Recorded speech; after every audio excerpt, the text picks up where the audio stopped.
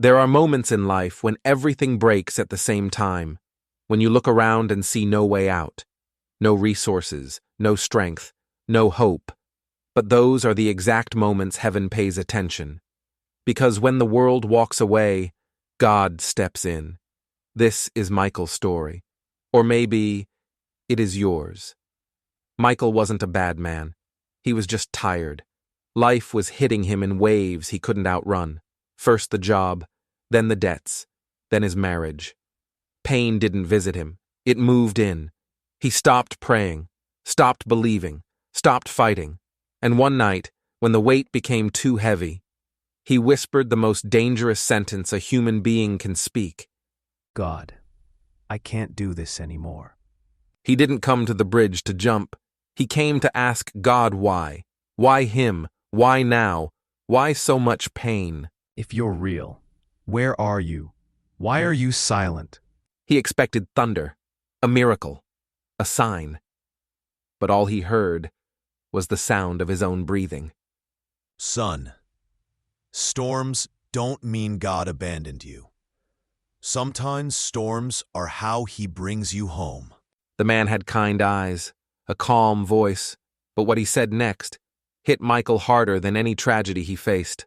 You've been carrying everything alone, but you weren't designed to be your own savior. Michael tears up. Give him the pieces, son, every broken one. The man touches Michael's shoulder, and just like that, he walks away. Michael looks back. The man is gone. God, I'm tired. I need you. Help me. For the first time in months, he prayed something real, not a perfect prayer, not a rehearsed one, but a surrendered one, and heaven responded. God didn't fix everything in one day, He didn't erase the pain, but He rebuilt Michael piece by piece.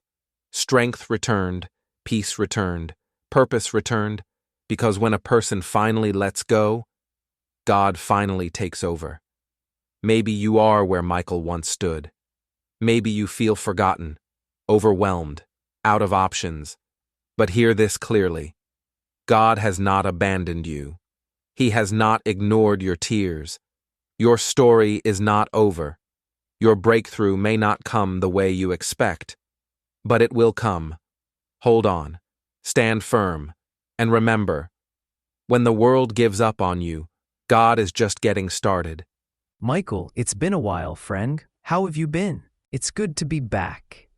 I've been finding my way. Glad to see that smile again. Coffee on the house. Thank you. It's the small things, you know. They mean more now than ever. Michael started writing again. Small hopes, little dreams, not big plans, just steps in the right direction. Life isn't perfect, but it's moving, and that's what counts. Each day was a step forward, a promise that he would cherish. Thank you for bringing me back home. And in the quiet whispers of the night, for the first time in a long time, Michael felt at peace.